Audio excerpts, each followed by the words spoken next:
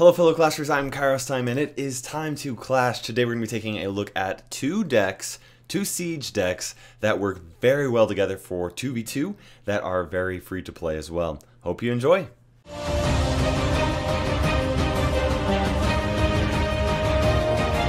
Okay guys, thank you so much for jumping onto this video. Before we jump into the main content of the video, I did want to briefly just thank you guys so much for watching that one video talking about me taking out of the step back from YouTube. Just taking a little break so I can focus on school. The support really meant a lot, and I just want to thank you guys so much for that. As for future content, I'm still producing content. It's just going to take me a little bit, and I have to make sure that I'm focusing on school first, rather than YouTube and Clash Royale first, like was happening. So it should be pretty great. So now these two decks, both siege, you got different, almost every single card in the two decks is different except for the one card, the knight, and that is because the knight is just such a great staple in any free-to-play deck. It's just, he's just so strong. He's so great on defense, so great on offense. That's besides the point. Let's focus on the actual deck composition here. So in deck number one, there are similarities between these two decks. And I think that it goes to say that this is really how you want to focus on building a siege deck, really. First of all, or it's a good way to build a siege deck. First of all, you have the main win condition. You have the XBow and the mortar, or the XBow and the mortar. Primary card. Next, you have a defensive building that is mainly there to help defend against things like hog riders, giants, and such. On the XBow deck, you have the Tesla Tower. Because the XBow is more expensive, you want a cheaper defense. And then on the mortar tower, the mortar deck, you do have that Inferno Tower that is going to really help out with taking out those really heavy tanks, golems, giants, all of which we do see quite a bit of in 2v2. Now, as far as spells, the more elixir heavy deck with the XBow does have Fireball and the Zap, whereas the Cycle deck, the Mortar, has the Lightning and the Arrows, both of which are very important. It's very important when you're building a couple decks like this to synergize together for 2v2 that you have a variety of different spells for different situations. Some people like to do, like a double rocket or things like that, and that works out in certain circumstances, but it's really nice to have that variety right there. We got Fireball to help deal with barbarians, as well as so many other things, helping clear defensive buildings, whereas we do have that Lightning to really help deal a lot of damage onto the tower at the very end, or to get rid of some just elixir heavy combos that are going on there. Then we have Zap dealing with those swarm troops, and then Arrows helping to take care of minions. In 2v2, you see minions a lot, and so having those arrows in there are actually very beneficial. Next, we do have the Stalwart Knight in both decks, just because he's so great. For some cheap, fast anti-air stuff, we have the minions, and then we also have the bats. The bats in the mortar deck to help a little bit more with cycling, and also the minions in the XBow deck so that you can kind of help out with the other deck. Now, here at the end of this match, we have played very well through the entire match to try and just get some damage off onto that tower, just kind of like whittle it down, and at the very end of the match we actually rarely finish off a tower with the mortar and the XBow. Most of our matches end up finishing off the tower with the miner, fireball, and spell cycling. It works out really well. Now you will see we did have one loss here. This one loss we were facing against Max Royal Giant, Max Giant deck. So both of those decks do such a good job at hard countering the mortar and the XBow, and they were maxed out, so it was tough, but every other situation was absolutely fantastic. We did have one draw, but this deck combination is just so strong. Now, next card we wanted to talk about was the Goblin Gang and the Ice Spirit. Both of these cards are really good versatile defenses. Or versatile cards. They work on defense, just very quickly to be able to get rid of stuff, and then also offer a little bit of threat value on offense as well. Very important cards. Now, the reason why, the last card we have the Miner, and then we also have the Skeletons. The Miner does a really important role in this deck, and that is kind of a tower finisher, which is kind of funny because he's mostly a chip card. But protected underneath the Fireball, where you place down that Miner and then you put down a Fireball right after, or depending on your opponent's deck, you might have Zap ready if they have like Skeleton Army, or you might have Arrows ready if they have Minions or Minion Horde. That Miner is actually able to be protected, get some damage onto the tower, really helps finishing off that last 1000 HP off that tower. Now you'll see right there, they use the Tornado to pull that Miner off onto the King's Tower and activate it. That's really not that big of a concern in this deck because it's a dual siege deck combo. We're not too worried about their King's Tower dealing a lot of damage to defensive troops because we have our main pushes come from the opposite side of the arena.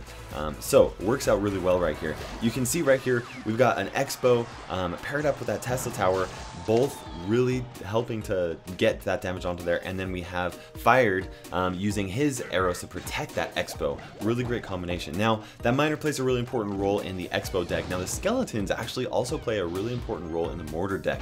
The fact that we have that Mortar cycle in there makes just for some really great combinations. You're able to get back to that Mortar really quickly if you need to. Sometimes you don't want to focus on investing and putting down like an XBow. Like if you have a Royal Giant in your opponent's deck, XBow's one of the worst cards that you can play in a lot of situations. You're much better off trying to cycle to that Mortar and trying to focus on just getting as many Mortars out as possible. Now right there, Fired actually used that lightning to protect my XBow against those Elite Barbarians. Didn't quite work as much as we wanted to, but the XBow was able to get off some damage onto the enemy tower. I apologize for the lagginess on this gameplay. I'm not sure exactly what's going on. I guess I'll have to figure that out. So here, we're able to finish off that other tower once again with that. We actually were able to get the majority of that damage off the tower with that XBow and that Mortar during this match, and just needed a little bit last stuff. A little bit of last damage right there with that Fireball. So that's another really great match right here. You can see us focusing on helping each other out. Now as far as this deck being free to play, one tip that I try to tell people when they're doing Fix My Decks or anything for like a ladder deck, I highly recommend, especially for free to play players, which honestly, unless you're willing to spend a ton of dough, as most of us, you're always going to want to try and follow this advice when it comes to playing the ladder or in 2v2, because it is also a ladder. A level dependent ladder is, I recommend not having more than one legendary and one epic.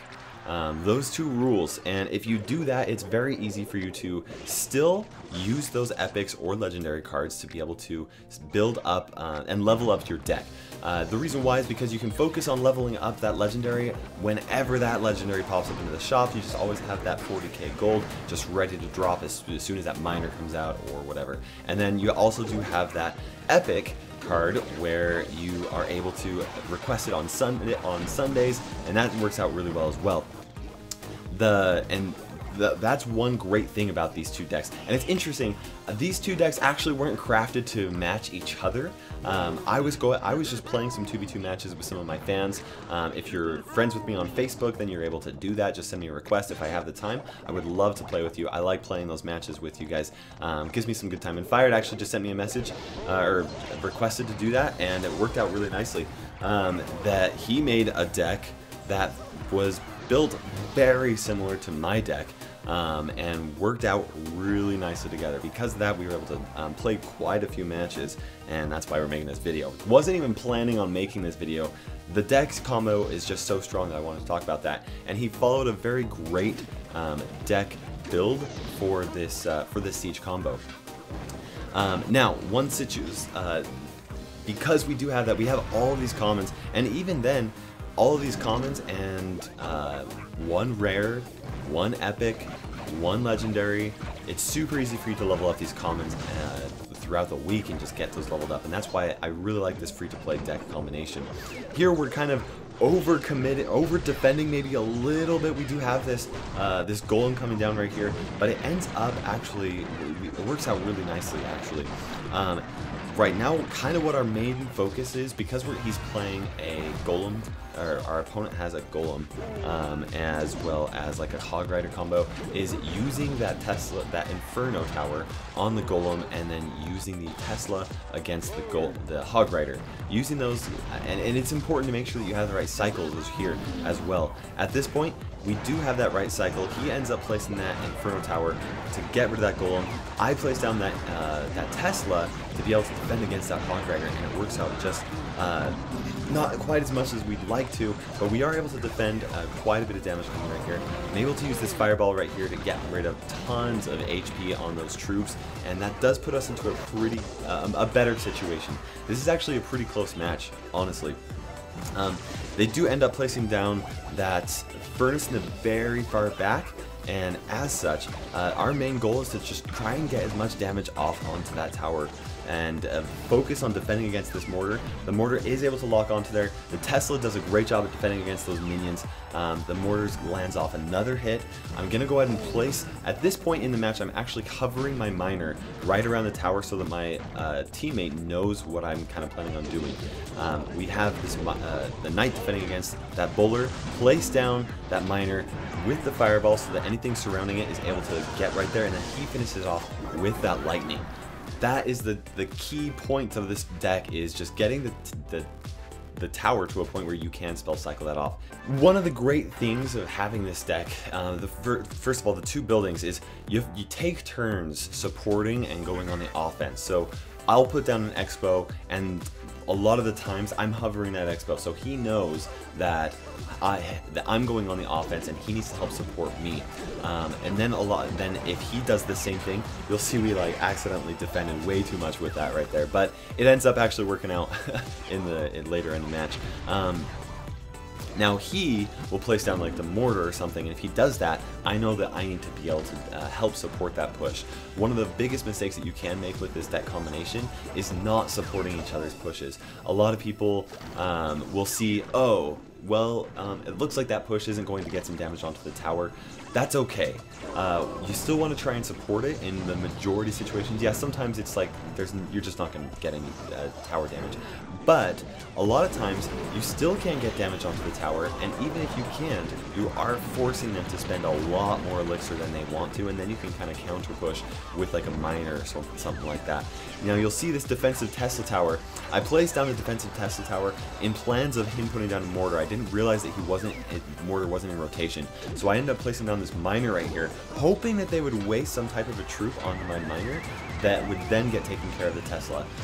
Instead they used that tornado, which once again, I'm not too concerned about that, but that Tesla is still right there. He ends up placing down this knight right here so that he can then place down this mortar using my Tesla tower right there.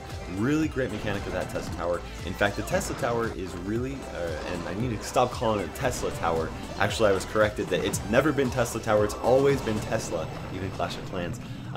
But the Tesla does such a great job. I think it's a really great card to use in siege decks. I've actually started using the Tesla in my XBow, my primary ladder XBow deck, just because it does a great job at stopping hog riders, even max hog riders. I've got a level 13 Tesla, and so it does stop those max hog riders, which is just beautiful when I'm playing the ladder.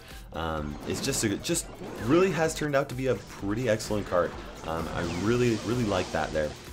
Now we do have this XBow landing some damage onto this tower. That Tesla does stop or deal enough damage to that Mega Minion that tower is able to finish it off. And here we go. He's ready to put down this mortar once again. I'm a little hesitant to put down this Goblin Gang because I'm worried about Zap or Log. And now 18 seconds left. We've started our spell cycling to try and get that damage onto that tower. Finish that off.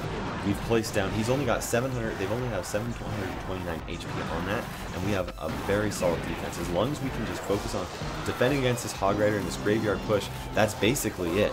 And here we're doing it. They do place the arrows to try and stop those minions. I am able to, they spend a lot of elixir, so I put that miner in there. They're able to successfully stop that miner, but now I just need to get to that fireball, and then we're all set. So that's the deck combination, guys. Very free to play. I love the fact that there's only one epic per deck, and we only have one legendary in the whole thing. Makes for a really great combination. You guys will have to let me know what you think about the deck in the comment section below. If you want some more 2v2 deck combos, make some suggestions of what you'd like to see. For now, this is KairosTime ticking by, and we will see you in the arena.